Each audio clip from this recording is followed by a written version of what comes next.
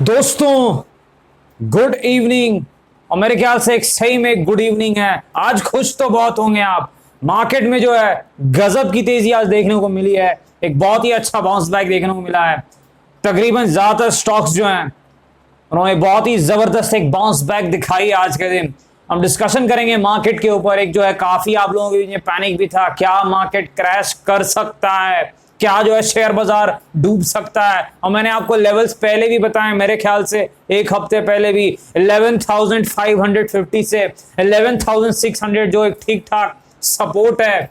जब तक वो इंटैक्ट रहता है निफ्टी पर, मार्केट पर, तब तक शॉर्ट टर्म में खतरा नहीं है, याद रखिएगा। और वो टूटने लग जाएगा फिर जाकर के हम एनालिसिस चेंज करेंगे और जो मंदी की जो है बातें करना शुरू करेंगे। तब तक मेरे ख्याल से इस तरह की बातें करना और डराना होगा, ज्यादा कुछ नहीं होगा। दोस्तों, यहां पर स्वागत है आपका आपके अपने चैनल टीके मनी में। मेरा नाम है Tribhuvan, NSM certified in equity derivatives में। जो नए लोग आए हैं वो टेलीग्राम चैनल पर आ सकते हैं, वो टीके मनी सर्च कर सकते हैं और वो टेलीग्राम पर जुड़ सकते हैं और आनंद ले सकते हैं। टीके मनी आपको सर्च करना है टेलीग्राम पर। काफी लोग पहले से मौजूद हैं, आप भी चाहें तो आ सकते हैं। तो यहां पर जो है डिस्कशन की जो शुरुआत करते हैं। एनालिसिस जो हम करते हैं टेक्निकल प्लस फंडामेंटल, इसे हम टेक्नो फंडा एनालिसिस भी कहते हैं। और यहां पर पहला जो स्टॉक है इसके बारे में हम डिस्कशन करेंगे। स्टेट बैंक ऑफ इंडिया सबसे बड़ा बैंक है भारत में। ब्रांच वाइज अगर आप देखें, मार्केट कैप वाइज तो नहीं है लेकिन ब्रांच वाइज सबसे बड़ा बैंक है। एक देखिए, एक काफी अच्छी कंपनी मानी जाएगी स्टेट बैंक ऑफ इंडिया। यहां पर अगर आप देखें एक चीज जरूर रही है, थोड़ी से जो इन्वेस्टर्स को यहां पर दिक्कत जरूर हुई है स्टेट बैंक में, कहीं ना कहीं जो है थोड़ी दिक्कतें रही हैं। लेकिन स्टेट बैंक जो है, मैंने आपको पहले भी कहा था, आप कहते सर कौन सा सरकारी बैंक जो है अपने पोर्टफोलियो में ले, गवर्नमेंट ओन्ड बैंक। मैंने आपको कहा है state bank, bank of Baroda और बहुत हो जाए तब पीएनबी। इन तीन के नीचे मैं कभी देखता नहीं हूं। इन्हीं तीन स्टॉक्स जो हैं गवर्नमेंट ओन्ड बैंक्स में, इन पर मैं ध्यान देता हूं। बाकी सिर्फ प्राइवेट सेक्टर के बैंक, क्योंकि मार्केट इन्हें पसंद करता है। मेरे और आपके पसंद करने से कुछ नहीं होता। तो स्टेट बैंक वो चीज है जिसे कहीं ना कहीं मार्केट पसंद करता है। यहां पर जो है देखिए फंडामेंटल एनालिसिस आपको पता है, प्राइस टू बुक वैल्यू अगर आप देखें तो स्टेट बैंक चीप है, इस भाव के आसपास सस्ता है। प्राइस टू अर्निंग रेशियो अगर आप देखें, देखिए ये मैं पुराने ईयर के बेसिस पर निकाल रहा हूं, क्योंकि इस वक्त जो है बैंकों की अर्निंग्स थोड़ा सा वहां पर पी रेशियो निकालना ठीक नहीं रहेगा, वो गलत होगा, वो बेईमानी होगी। तो वहां पर अगर आप पी रेशियो के हिसाब से भी देखें, मेरे ख्याल से 10 के आसपास की पी है, यानी सस्ता है, बहुत सस्ता है। अच्छा, सब्सिडरीज भी आपको पता है एसबीआई लाइफ है के अंदर, जिन्होंने अच्छे रिजल्ट दिए हैं। मेरे ख्याल से एसबीआई एसेट मैनेजमेंट जो कि म्यूचुअल फंड की कंपनी है वो भी इनके अंदर है। और काफी एसबीआई जनरल लाइफ इंश्योरेंस है, एसबीआई क्रेडिट कार्ड जो ये जो इनका बिजनेस है, तो काफी चीजें इनके अंदर में, एक अच्छी कंपनी में कोई शक नहीं है। लेकिन यहां पर जो है कहीं ना कहीं थोड़ी अंडर परफॉर्मेंस दिखा रहा है, आज भी जो नीचे रहा है। मेरे ख्याल से रिजल्ट्स करीब है, मुझे चेक करना होगा कहीं ना कहीं। देखिए मैं बता दूं, लॉन्ग टर्म इन्वेस्टर्स जो हैं या जो थोड़े जो मीडियम टर्म के भी इन्वेस्टर्स हैं, स्टेट बैंक का जो जोन है 150 से लेकर के, मैं एक बार टेक्निकल चार्ट्स लगा दूं थोड़ा इजी हो जाएगा। ये जो 150 के आसपास का जो जोन है और ये जो 180-90 जो जोन है 30-40 रुपए का, थोड़ा बड़ा जोन जरूर है। लेकिन ये जो जोन है ये ट्रेडिशनली देखा गया है कि लोग यहां पर एक्युमुलेट करते हैं स्टेट बैंक को, अगर आप चार्ट्स पर देखें, और फिर 250-300 पे वो प्रॉफिट बुक कर लेते हैं। तो कहीं ना कहीं अगर स्टेट बैंक अच्छे रिजल्ट दे दे, जैसे कि काफी बैंक्स दे रहे हैं उम्मीद के खिलाफ जाकर के, कोटक बैंक तो रॉकेट बन गया। और मैंने आपको बताया भी था कल जो है जैसे रिजल्ट आई, आपको मैंने कह दिया, अपडेट कर दिया टेलीग्राम पर, तगड़े रिजल्ट्स आए कोटक बैंक के फर्स्ट लुक में। डिटेल बाद में हम देखेंगे। और देखा, आपने भी कहा था बाय ऑन डिप्स वाला स्टॉक है, कोर पोर्टफोलियो का स्टॉक है, लॉन्ग टर्म इन्वेस्टर्स रखते हैं, और आपने करामा तो देख ही लिया कोटक बैंक का, जबरदस्त। वो स्टेट बैंक जो है कहीं ना कहीं काफी वैल्यू है इसमें। वे चल जरूर नहीं रहा है लेकिन जब चलेगा मेरे ख्याल से तेज चलेगा, इस चीज को याद रखिए। क्योंकि इस भाव के आसपास काफी जो नेगेटिविटी है, बुरी खबरें हैं, वो डिस्काउंट में आ जाती है प्राइस में। तो कहीं ना कहीं जो जोन है, लेकिन टेक्निकली देखिए जो ट्रेडर्स हैं उनको थोड़ा सावधानी से काम करना है, क्योंकि ट्रेडर्स को लेवल्स को देखकर काम करना है, स्टॉप लॉस को। पर यहां पर मैं इन्वेस्टर्स की बात कर रहा हूं, तो ये जो जोन है मेरे ख्याल से एक्युमुलेशन का जोन है, धीरे धीरे लेने का, एक बार में इन्वेस्टमेंट तो नहीं करना ठीक रहेगा।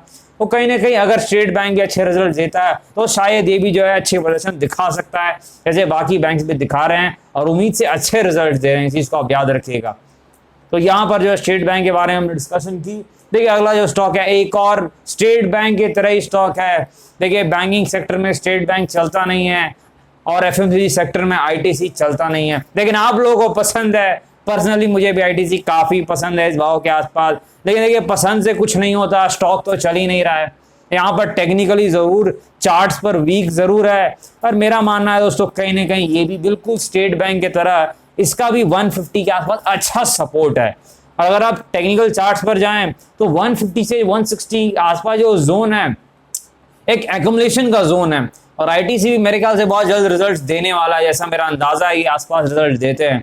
और फंडामेंटली ये भी जो है स्टेट बैंक की तरह एक सस्ती कंपनी है, जो है 15 के आसपास की पी रेशियो है। अगर आप देखें बिजनेस मॉडल मैंने पहले भी डिस्कस किया, पर नए लोग आते हैं तो मैं बता दूं, सिगरेट के अलावा जो है एफएमजी क्षेत्र में है, ये होटल बिजनेस है इनका, जो कि अभी ठीक से अभी इकोनॉमी खुल रही है तो कहीं ना कहीं होटल बिजनेस है, एग्रीकल्चर बिजनेस है, क्लासमेट की कॉपियां जो आप इस्तेमाल करते हैं उसमें भी है, ये जो पेपर का बिजनेस है वो काफी चीजों में है। और ये नए नए जो है प्रोडक्ट लॉन्च कर रहे हैं एफएमसीजी में। बस समस्या एक ही है, एफएमसीजी बिजनेस को प्रॉफिट दिखाना पड़ेगा, तभी आईटीसी रॉकेट बनेगा, याद रखिएगा। यूनिलीवर ब्रिटानिया की तरह अच्छा परफॉर्म करेगा। पर कहीं ना कहीं मेरा अंदाजा जो है, मेरे ख्याल से शायद इस भाव के आसपास पर वैल्यू काफी है आईटीसी में। एक आईटीसी एक ऐसा स्टॉक है इसमें हर वक्त वैल्यू रही है, पर दिक्कत हो रही है लोगों को, कहीं ना कहीं चलता नहीं है। हर किसी के पोर्टफोलियो में है, जो पुराने लोग हैं उनके पोर्टफोलियो में तो मेरे ख्याल से जरूर होगा। और मेरे भी पोर्टफोलियो मैंने आपको पहले भी बताया है, तो आईटीसी डिविडेंड यील्ड जो देता है वो आपको पता है इस भाव के आसपास 6 या 7% की यील्ड है। तो यील्ड आपको बैंक की एफडी से ज्यादा मिल रही है। तो यहाँ पर एक काम तो आपका बन गया कि चलो जो है नेट कैश का आपको कभी लॉस नहीं हो रहा है, यील्ड से जो आपका काम चल जा रहा है, लेकिन स्टॉक चले तो ज्यादा अच्छा रहेगा, इस चीज को आप ध्यान दीजिएगा। आईटीसी अच्छी कंपनी है और एक्युमुलेशन जोन के आसपास आ चुकी है, पर टेक्निकली अभी तक एक उम्मीद लग रही है कि शायद डबल बॉटम बना के घूम जाए, पर कोई कंक्लूसिव एविडेंस नहीं मिला है, इस चीज को आप याद रखिएगा। ठीक है, अगला जो स्टॉक है एंजल ब्रोकिंग, रॉकेट बन गया, रिजल्ट्स अच्छे आए और फिर जो है ये 20% के आसपास अपर सर्किट मेरे ख्याल से जाकर के बंद हुआ है। अच्छा, मैंने आपको क्या कहा था, जो आईपीओज होते हैं उनकी टेक्निकल एनालिसिस नहीं की जा सकती है। क्यों नहीं की जा सकती है? क्योंकि देखिए टेक्निकल एनालिसिस करने के लिए पुराना डेटा चाहिए और यहाँ डेटा रहता नहीं है। पर मैंने फंडामेंटल एनालिसिस करके आपको तकरीबन 2 या 3 हफ्ते पहले जब हमारी आखिरी डिस्कशन इस पर हुई थी, हमने क्या कहा था, देखिए एंजल ब्रोकिंग का जो स्टॉक है, ये जो कंपनी अच्छी कंपनी है, पर थोड़ा प्राइस ज्यादा था उस वक्त पर, और वहां से जब एक गिरावट दिखाई, मैंने कहा था 250 के नीचे जो है कहीं ना कहीं अट्रैक्टिव है, और आपने देखा 220 से जो घूमा है रॉकेट बन चुका है। देखिए ये इस तरह के स्टॉक्स हैं, अब ये थोड़ा ज्यादा गिरावट दिखाएं, बाय ऑन डिप नहीं, थोड़ा ज्यादा डिप दिखाएं, एक जो है एक कट सा दिखा दें 30% के आसपास का, तब इन्हें लेने में फायदा होता है। चाहे ये हो, चाहे आईसीआईसीआई सिक्योरिटीज हो, एंजल ब्रोकिंग उस प्रकार की कंपनी है, ऐसे आप जो है एक ढंग के डिप पर अगर लेते हैं आपको प्रॉफिट देती है, ये इस प्रकार की कंपनी है। क्योंकि ये पैटर्न जो मैंने आईसीआईसीआई सिक्योरिटीज से देखा कि वो भी जो है जो आईपीओ में लिस्ट हुई थी इस प्राइस से नीचे चली गई और फिर अचानक से रॉकेट बन गई। तो ये चीजें हम जो है टेक्निकल एनालिसिस नहीं कर सकते, आपको पता है, लेकिन हम जो है थोड़ी पुराने डेटा को देख करके हम अंदाजा लगाते हैं ये चीजें हो सकती है। एंजल ब्रोकिंग की हम बात कर रहे हैं, आज जो ये 20% के अपर सर्किट पर है मेरे ख्याल से, आप देख लीजिएगा। अच्छा, अगला जो स्टॉक है आलोक इंडस्ट्रीज का स्टॉक है। देखिए मैंने चार्ट पहले भी देखा आलोक इंडस्ट्रीज का, यहाँ पर कहीं ना कहीं जो है यहाँ पर 21.5 मैंने आपको एक शॉर्ट टर्म ट्रेडर सपोर्ट बताया था। देखिए आप देखेंगे चार्ट पर जाकर के एग्जैक्ट 21.5 से एक बाउंस बैक आया है आलोक इंडस्ट्रीज के स्टॉक में। टेक्निकल चार्ट्स पर हम जो है बात कर रहे हैं, क्योंकि बाकी चीजें हमने बहुत डिस्कशन कर ली है इसके ऊपर, आपको पता है, तो कहीं ना कहीं चार्ट एनालिसिस ही जरूरी है इस वक्त पर। देखिए 21.5 के आसपास से जो सपोर्ट जोन था, शॉर्ट टर्म सपोर्ट था, कोई बहुत बड़ा तो नहीं, लेकिन एक बेस बनता हुआ दिख रहा है वहां आसपास। तो वहां से जो एक बाउंस आया तकरीबन 4-5% का, दिक्कत ये है कि ये बाउंस बैक होल्ड नहीं कर पाया और बीच में बंद हुआ है। देखिए इस वक्त पर जब तक 21.5 का लेवल टेक्निकल चार्ट्स पर होल्ड कर रहा है आलोक इंडस्ट्रीज, मेरे ख्याल से ये ट्राई जरूर करेगा एक बार फिर से जो है रेजिस्टेंस जोन से टकराने का। चीज को आप याद रखिएगा, जो पुराने लोग हैं उन्हें तो पता ही है रेजिस्टेंस जोन क्या है, जो नए लोग हैं उनको मैं बता दूं 26-28 जो है पहला रेजिस्टेंस जोन है। यहाँ पर अगर जो है एक प्राइस एक्शन दिखे, मेरे ख्याल से अगर आप प्राइस एक्शन विद वॉल्यूम, इसका मतलब क्या होता है मैं आपको बता दूं सरल भाषा में, वॉल्यूम काफी तगड़े हो, जैसे आज कितने वॉल्यूम है, मेरे ख्याल से जो है 9 मिलियन के आसपास कुछ वॉल्यूम है, जी हाँ 9.5 मिलियन के आसपास वॉल्यूम है। तो प्राइस एक्शन का मतलब क्या होता है, वॉल्यूम बहुत ज्यादा हो, यानी वॉल्यूम कम से कम 7 करोड़ के आसपास के हो, वहां पर 7 crore volume with upper circuit, वो ये बताएगा कि अब ये स्टॉक जो है काफी तेजी दिखा सकता है। और जब तक ये नहीं होता है तब तक रिजल्ट से पहले एक रेंज बाउंड मूवमेंट जो है वो देखने को मिल सकती है। इस चीज को आप याद रखिएगा। देखिए हम जो है चेक कर ले रहे हैं कि क्या कोई डील तो नहीं हुई है, ब्लॉक डील ही नहीं, कोई ब्लॉक डील इस वक्त पर नहीं दिख रही है आलोक इंडस्ट्रीज के स्टॉक में। कहीं ना कहीं एक रेंज बाउंड मूवमेंट दिखा रहा है इस वक्त पर जो है।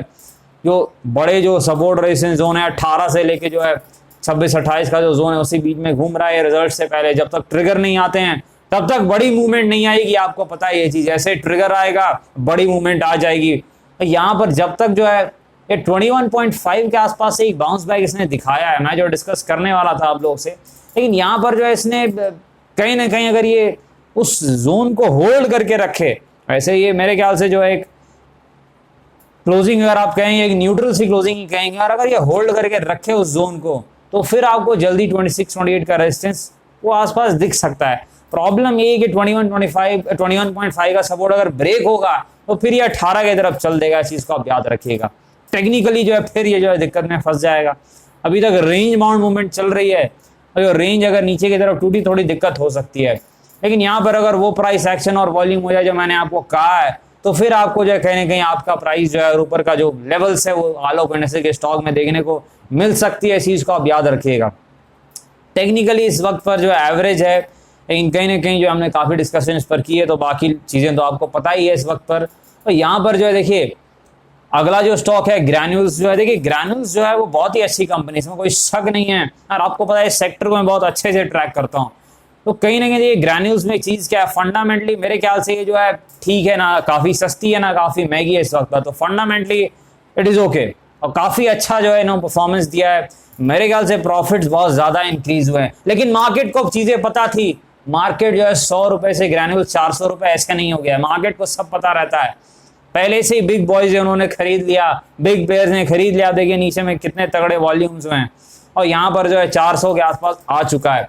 देखिए एक चीज मैं आपको बता दूं, फंडामेंटली अच्छी कंपनी है, टेक्निकली अगर आप पूछिएगा तो भी अच्छी कंपनी है। प्रॉब्लम बस एक ही चीज, ये जोन में चला गया, और काफी जब स्टॉक्स भाग जाते हैं तो कई बार काफी समय तक रेंज में फंसे रहते हैं। अगर ये देखिए 400 के ऊपर टिकने लग जाए मतलब कम से कम 3-4 दिन ऊपर क्लोजिंग दे, तब आपको ठीक है, तब ये जो है रिस्क अगर जोन को तोड़ देता है ऊपर के लेवल दिखा सकता है। लेकिन यहाँ पर अगर ये 400 नहीं निकाल पाता है तो फिर आपको दिक्कत हो सकती है। 350 का भाव भी दिख सकता है। इस चीज को आप याद रखिएगा। कंपनी अच्छी है फंडामेंटली टेक्निकली, लेकिन अगर आपको काम भी करना है तो आप कम पोजीशन के साथ काम करें, यानी कम इन्वेस्टमेंट के साथ भी काम करें, क्योंकि ये स्टॉक काफी भागा हुआ है। अच्छी कंपनी है, सारी चीजें अच्छी हैं, लेकिन अब स्टॉक बहुत ज्यादा भागे हुए रहते हैं, वो काफी समय तक थोड़ा जो कंसोलिडेट करते हैं या एक बार जो गिरावट भी दिखाते हैं। और अगर ये बिना गिरावट दिखाए चल रहे हैं तो हो सकता है ऊपर में जो है दिक्कत हो सकती है। फंडामेंटली टेक्निकली ठीक है, पर हमें थोड़ा आगे का भी सोचना होगा। आप याद रखिएगा इस चीज को। ठीक है, यस बैंक जो है, ये देखिए यस बैंक जो है कहीं ना कहीं रिजल्ट जब से आए, यस बैंक के रिजल्ट ठीक है, मैंने आपको बताया भी था, डिटेल एनालिसिस वीडियो बनाई थी। यस बैंक के रिजल्ट्स में जो है कहीं ना कहीं इंप्रूवमेंट दिख रहा है। अब आप यस बैंक के रिजल्ट्स को कोटक से नहीं कंपेयर कर सकते, क्योंकि कोटक बैंक जो है उसका परफॉर्मेंस एक अलग लेवल पर है, लेकिन यस बैंक ने भी वापसी की है। यस बैंक अगर आप नेट इंटरेस्ट इनकम देखें, एनआईएम्स देखें, कहीं ना कहीं एक अच्छी जो है वापसी की जो है संकेत दिख रहे हैं। पर यस बैंक को मैंने आपको जो एक्सक्लूसिव वीडियो में बताया था, समय लगेगा 6 से 9 महीने जो है बैक टू प्रीवियस ट्रैक पे आने में थोड़ा समय जरूर लगेगा यहाँ पर यस बैंक को। तब तक वो जो दायरा मैंने आपको बताया 11-12 रुपए का सपोर्ट जोन, 16-18 रुपए का रेजिस्टेंस जोन, इसी बीच में रहेगा। मैंने एक्सक्लूसिव वीडियो में आपको बताया था। और यहाँ पर सारे बैंक स्टॉक्स आज भागे हैं। मेरे ख्याल से कोटक बैंक भी भागा है, कोटक बैंक तो खैर रॉकेट बन चुका है। यस बैंक कहीं ना कहीं जो है नेगेटिव क्लोजिंग आज इसने दी है। देखिए यहाँ पर ये सपोर्ट जोन के आसपास है, 11-12 सपोर्ट है। और शॉर्ट टर्म अगर आप कहें रेजिस्टेंस तो 14 रुपए के आसपास जरूर है, लेकिन बड़ा रेजिस्टेंस तो 16-18 का जो लेवल है जो मैंने आपको पहले बताया था। तो इस दायरे में ये रहना चाहिए।